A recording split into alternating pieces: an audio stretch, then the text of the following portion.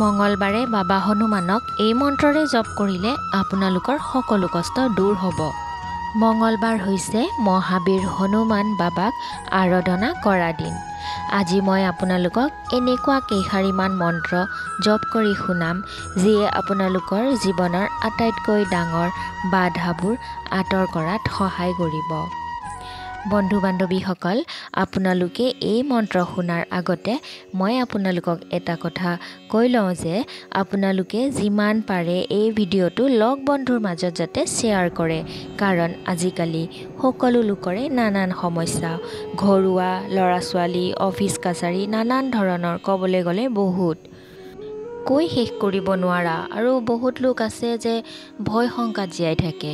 সেইকাৰণে মই আপোনালোকক কওঁ যে প্ৰতিদিনে যাতে আপোনালোকে এবাৰকৈ হ'লেও হনুমান চালিচা পাঠ কৰক। কিবা এটা কামত ওলাই যোৱাৰ আগতে হনুমান বাবাক সেৱা আগবঢ়াওক। তাৰ পিছত যাত্ৰা আৰম্ভ কৰক। দেখিব সকলো ভাল হৈছে আপোনালোকৰ লগত। এতিয়া আহক মন্ত্ৰসমূহ কি, কেনেকৈ জপ কৰিব লাগে জানো আহক। আপোনালোকে যদি কিবা এটা কাম বহু দিনৰ পৰা কৰিবলৈ চেষ্টা কৰি আছে কিন্তু কামটো হৈ উঠা নাই, তেনেহ'লে সেই কামটোৰ কাৰণে আশা পূৰণৰ বাবে আপুনি মন্ত্ৰ জপ কৰিব। ওম মহাবালায় বীৰায় চিৰঞ্জীৱেন উদ্যতে হৰিণে বজ্ৰ দেহায় চৌলাং ঘিতম মহাব্যয়ে। মন্ত্ৰটো আকৌ এবাৰ কৈ দিছোঁ। ওম মহাবালায় বীৰায় চিৰঞ্জীৱেন উদ্যতে হৰিণে বজ্ৰ দেহায় চৌলাং ঘিতম মহাব্যয়ে। এইদৰে আপুনি 3বাৰকৈ জপ কৰিব আৰু দেখিব আপোনাৰ সকলো কাম পূৰণ হৈছে। ইচ্ছা পূৰণৰ বাবে ক'ব ওৰ মনোৰথ jo koi লাভে সয় অমিত জীৱন ফল পাৱে। আকৌ এবাৰ কৈ দিছোঁ, ওৰ মনোৰথ jo koi লাভে সয় অমিত জীৱন ফল পাৱে। নিযুক্তি বা চাকৰিৰ সমস্যাৰ বাবে এইদৰে মন্ত্ৰপাঠ কৰিব। ওম পিংগাক্ষয় নমঃ। আকৌ এবাৰ কৈ দিছোঁ, ওম পিংগাক্ষয় নমঃ। সন্মান আৰু খ্যাতি প্ৰাপ্তিৰ বাবে এইদৰে মন্ত্ৰ জপ কৰিব। ওম ব্যপকায় নমঃ। আকৌ এবাৰ কৈ দিছোঁ, ওম ব্যপকায় নমঃ। কঠিন কামৰ সফলতাৰ বাবে মন্ত্ৰ জপ কৰিব। দুৰ্গম কাজ জগত কে যেতে সুগম অনুগ্ৰহ তুমহাৰে তেতে। আকৌ এবাৰ কৈ দিছোঁ, দুৰ্গম কাজ জগত কে যেতে সুগম অনুগ্ৰহ তুমহাৰে তেতে। আপোনাৰ মনৰ শান্তিয়ে হওক বা ঘৰুৱা শান্তিৰ বাবে এই মন্ত্ৰটো উচ্চাৰণ কৰিব। ওম নমো ভগৱতে হনুমতে নমঃ। আকৌ এবাৰ কৈ দিছোঁ, ওম নমো ভগৱতে হনুমতে নমঃ।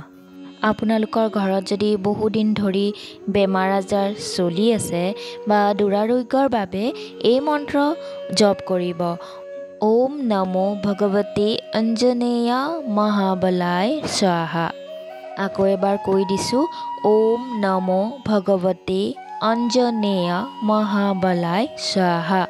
আৰু শেষৰটি হৈছে, যদি আপুনি বহুত সমস্যাৰে ভৰি আছে, ধৰি লওক সমস্যাৰ পৰা পৰিত্ৰাণ পোৱা নাই, তেনেহ'লে আপুনি মন্ত্ৰ জপ কৰিব।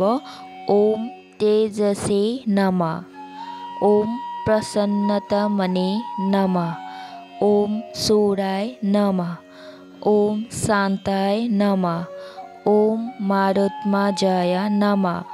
ওম হনুমতে নমঃ। আকৌ এবাৰ কৈ দিছোঁ, ওম তেজসে নমঃ। ওম প্ৰসন্নতমনে নমঃ। ওম সূৰ্যায় নমঃ। ওম শান্তায় নমঃ। ওম মাৰুতমহাজায় নমঃ। ওম হনুমতে নমঃ। এইদৰে আপোনালোকে 3বাৰকৈ প্ৰতিটো মন্ত্ৰ জপ কৰক। এইদৰে যদি আপোনালোকে নিয়মীয়াকৈ এই মন্ত্ৰ জপ কৰে, দেখিব আপোনালোকৰ জীৱনৰ পৰা সকলো ডাঙৰ বাধা বিঘিনি দূৰ হৈছে। আৰু সদায় কোৱা হয় যে বিশ্বাসে মিলয় হৰি। যিসকল লোকে ভগৱানক বিশ্বাস কৰে সেইসকল লোকক ভগৱানে সদায় সহায়ো কৰে। যিসকল লোকে ভাল কৰ্ম কৰি যায় সেইসকল লোকক ভগৱানেও সদায় সহায় কৰে। শেষত মই আপোনালোকক কওঁ যে আপোনালোকে যিয়েই কাম কৰক ভালদৰে কৰক, কামৰ কেতিয়াও সৰু বৰ নাই। কোৱা হয় যে কৰ্মৰ ফল সদায় মিঠা। তেনেহ'লে আজিলৈ আহিছোঁ, ধন্যবাদ।